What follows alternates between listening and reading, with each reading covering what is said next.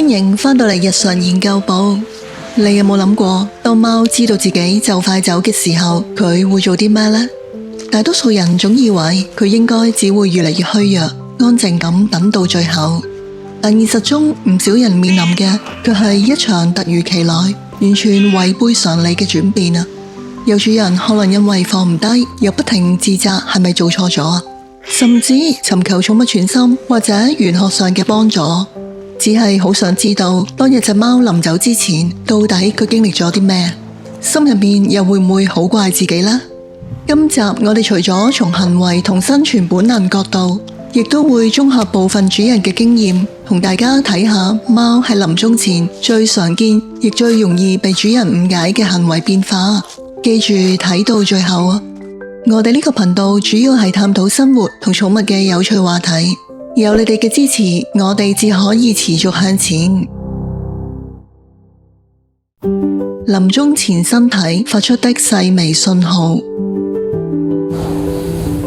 當貓走到生命最後階段，主人最常注意到嘅可能係唔飲唔食、張開口呼吸、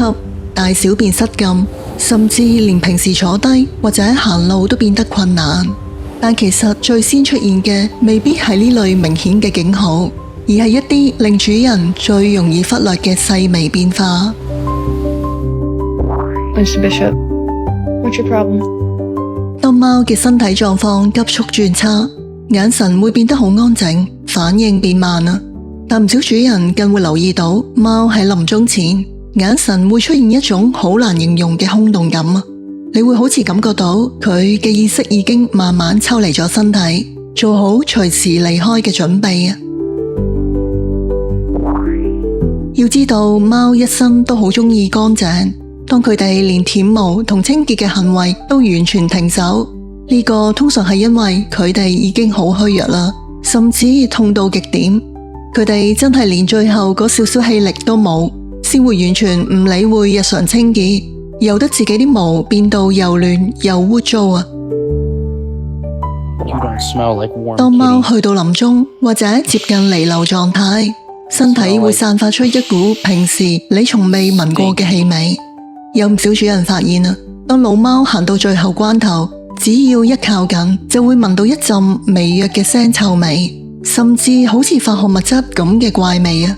呢個其實係因為佢體內器官開始衰竭，毒素積聚排唔走所致。如果屋企有其他貓，佢哋會比主人更早察覺呢種變化，連平時中意打打鬧鬧嘅同伴都可能會突然好安靜咁陪喺佢身邊，又或者用一種好嚴肅凝重嘅眼神一直留意住佢啊！突然躲藏背後的生存本能。喺所有臨終變化入面，最令主人心噏，亦係最容易令人誤會嘅，就係隻貓點解突然要匿埋呢？明明平時最黐人，但去到最後佢反而開始避開大家，走去床下底、衣櫃後面或者紙箱呢啲陰暗地方。好多主人第一個反應都會好自責啊，反覆問係咪做錯咗啲咩啊，搞到佢連最後一面都唔想見自己啊！但其實貓一早已經感覺到自己身體開始變差啦，佢選擇匿埋，絕對唔係唔愛你啊，而係源於佢嘅生存本能。有講法認為佢可能唔想將危險帶俾屋企人啊，因為喺自然界暴露虛弱就代表危險，亦都可能想安靜咁保留最後嘅尊嚴，獨自面對終點啦，唔想俾你見到佢最狼狽嘅樣啊！而另一個好多主人都諗唔明嘅舉動，就係點解有啲貓喺最虛弱嘅時候，仲係都要趴喺浴室或者瓷磚地面嘅？因為臨終嘅貓身體已經冇辦法正常調節體溫啦，只有冰涼嘅地面先可以令佢覺得舒服啲。就算你抱返佢去平時瞓開張床，佢都會即刻掙扎爬返落嚟㗎。呢個時候，主人最好嘅做法就係尊重佢嘅選擇，用你熟悉嘅聲音同氣味話俾佢知啦。你想安靜休息咧，我會一直喺度㗎。反常黏人的依賴與陪伴。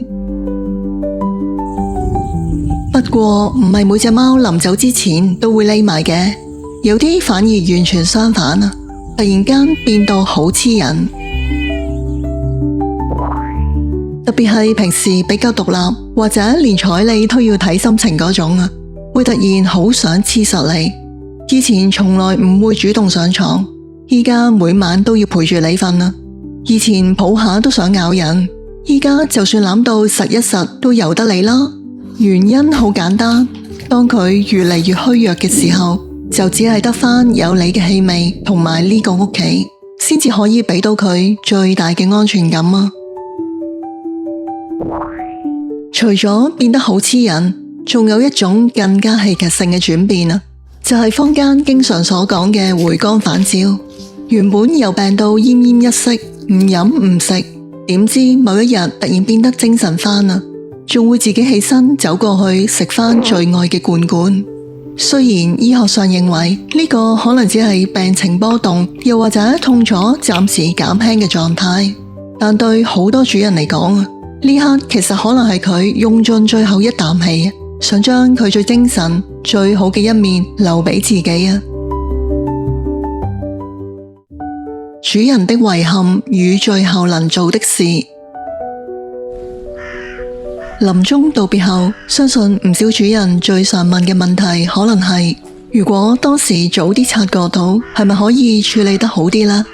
但現實中有啲病其實冇任何徵兆，好似心臟病引發嘅猝死，嚟得太急太快，連痛苦都未表現出嚟，就已經帶走咗佢啦，令到你完全冇心理準備。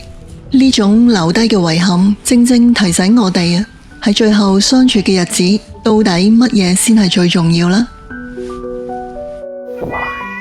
好多貓喺臨走前都會反常咁喺房門口叫嘅，或者不停走過嚟挨住你。但當時你可能以為佢嗰晚只係特別嗲啦，繼續帶住 headphone 打你嘅機，又或者忙住喺電話度覆 message， 諗住等陣先慢慢抱佢都唔遲啦。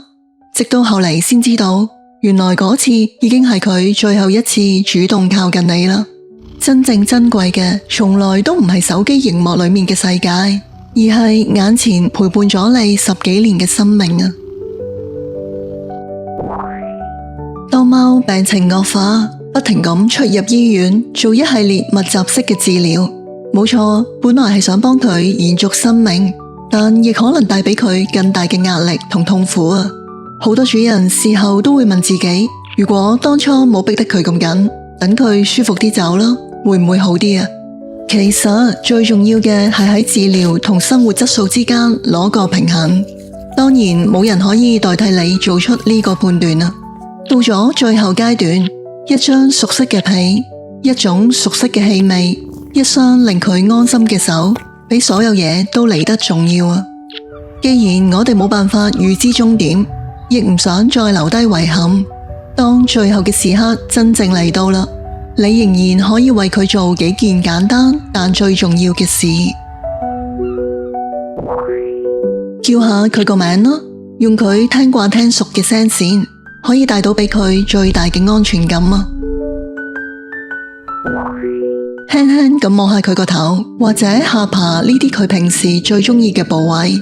用熟悉嘅觸覺去安慰佢啦。如果佢食唔落嘢，就咁陪住佢啦，等佢聞下熟悉嘅氣味，其實已經係一種愛啦，而唔係夾硬要幫佢拖延時間，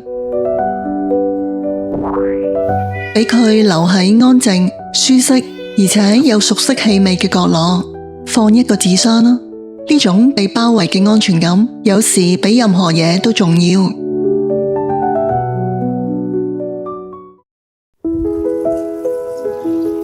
睇到呢度，要知道貓真正需要嘅，可能並唔係要主人幫佢打贏每一場仗，又或者陪住佢同疾病戰鬥到底，而係最想喺生命最後嘅一刻，依然有你陪喺自己身邊，可以平靜有尊嚴咁離開啊！